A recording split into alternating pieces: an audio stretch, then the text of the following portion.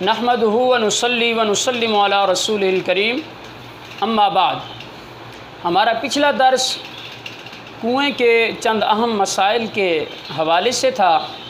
जैसा कि मैंने आपको पिछले दर्स में बताया कि अगला हमारा दर्स हौज़ के हवाले से और उसके मुताबिक जो मज़ीद मसाइल वगैरह हैं उस पर मुश्तमिल होगा। तो आइए दर्स समाप्त करते हैं।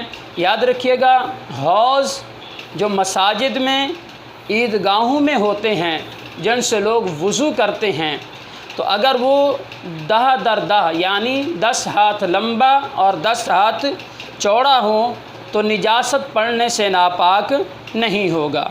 अगर निजासत पड़ने से रंग, बू, मज़ा अगर तब्दील हो जाए तो इस सूरत में वो हौज़ का पानी नापाक तस्वुर किया जाएगा।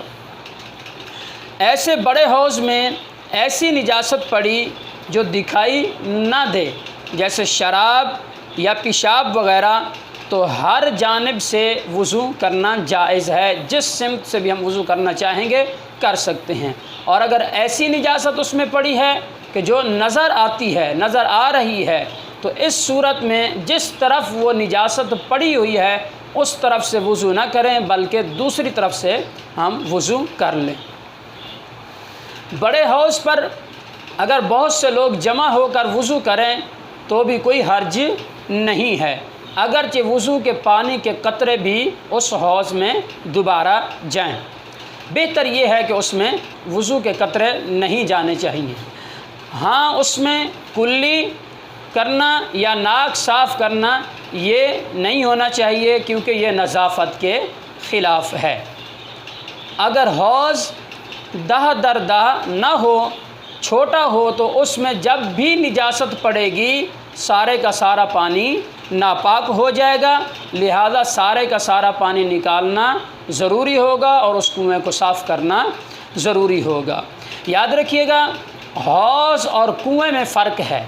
फ़र्क इतना सा है कि जो कुआँ होता है उसका पानी ज़मीन से निकलता है, और जो हौज़ होता है उसका पानी ज़मीन से नहीं निकलता बल्कि उसको भरा जाता है। घरों में जो पानी के टैंक होते हैं, इसी तरह मसाजिद में होते हैं, बिल्डिंगों में, बंगलों में, ये जो भी टैंक नीचे ज़मीन वाले हों या फिर छत के ऊपर जो टैंकी वगैरह बनी हुई होती है, ये सारी चीज़ें भी हौज़ के हुक्म में आती हैं। अगर ये टैंक वगैरह बड़ा हो, यानी दाह दर दाह हो या इससे बड़ा हो, तो वो बड़े हौज़ के हुक्म में आएगा और उस पर सारे अहकाम वही लागू होंगे जो बड़े हौज़ के हैं। और इसी तरह अगर वो टैंक वगैरह छोटे हैं, जो दह दर दह से कम हैं, तो वो छोटे हौज़ के हुक्म में आते हैं, और जो अहकाम छोटे हौज़ के हैं वही अहकाम इस टैंक वगैरह के भी होंगे। इसी तरह स्विमिंग पूल वगैरह होते हैं या वाटर पार्क वगैरह होती हैं, उसमें ये जो पानी होता है उनका हुक्म भी इसी तरह तालाब यानी हौज़ वाला है। अगर वो तालाब बड़े हैं, दह दर दह से ज़्यादा हैं, तो उनके अहकाम वही हैं जो हौज़ वाले हैं, बड़े हौज़ वाले हैं। अगर वो छोटे उसके तालाब हैं जो छोटे हौज़ के हुक्म में आते हैं, तो फिर सारे अहकाम वही होंगे जो छोटे हौज़ के होते हैं। इसी तरह कबूतर और चिड़िया वगैरह की जो बीट है, अगर ये हौज़ वगैरह में गिर जाए तो इससे पानी नापाक नहीं होता। जिन चीज़ों में खून ना हो वो पानी में मर जाएं तो पानी नापाक नहीं होगा, जैसे मछली, मेंढक, खटमल, मक्खी, भेड़ और बिच्छू, इन तमाम के मरने से पानी नापाक नहीं होगा, चाहे ये हौज़ में मर जाएं या कुएं में मर जाएं।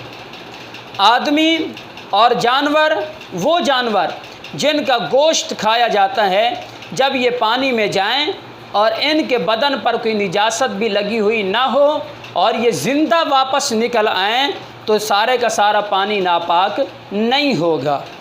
इसी तरह मुर्दा जानवर का पाया जाना जो एक दिन रात से पानी को नापाक करता है, और अगर फूला फटा हो तो 3 दिन और 3 रातों से पानी को नापाक शुमार किया जाएगा। ये उस वक्त होगा जब गिरने का वक्त मालूम ना हो। इस मसले को इस तरह समझ लें कि कुएं में देखा या हौज़ में देखा कि कोई जानवर मरा पड़ा है, اب اس کے گرنے کا وقت معلوم نہیں ہے کہ وہ کب گرا ہے، تو اس پر فقہا نے فرمایا کہ اس کو یہ دیکھا جائے گا کہ وہ پھولا پھٹا ہے یا نہیں ہے۔ اگر پھولا پھٹا نہیں ہے تو فقہا نے فرمایا کہ ایک دن ایک رات سے جو اس سے وضو وغیرہ کیا یا کپڑے وغیرہ دھوئے تو ان کا اعادہ کیا جائے، یعنی وضو دوبارہ کر کے نمازیں لوٹائی جائیں اور ان کپڑوں کو بھی دوبارہ دھویا جائے۔ اگر وہ پھول گیا ہے یا پھٹ گیا ہے تو اس صورت میں فقہا نے فرمایا کہ 3 دن اور 3 راتوں کا حکم لگایا جائے گا کہ 3 دن پہلے سے جو کپڑے وغیرہ اس سے دھوئے ہیں یا وضو وغیرہ کیا ہے یا غسل وغیرہ کیا ہے تو ان چیزوں کا اعادہ کیا جائے گا۔ یاد رکھیے گا یہ اس صورت میں ہے جب اس کے گرنے کا وقت معلوم نہ ہو۔ اگر اس کے گرنے کا وقت معلوم ہے تو پھر وہی حکم ہوگا کہ جس وقت وہ گرا ہے اس وقت سے اس کا حکم ہوگا۔ اللہ پاک کی بارگاہ سے دعا ہے کہ اللہ تبارک و تعالی ہم سب کو شریعت مطہرہ کے صحیح مسائل سیکھ کر ان پر عمل پیرا ہونے کی توفیق عطا فرمائے۔ آمین۔ وآخر دعوانا الحمد للہ رب العالمین۔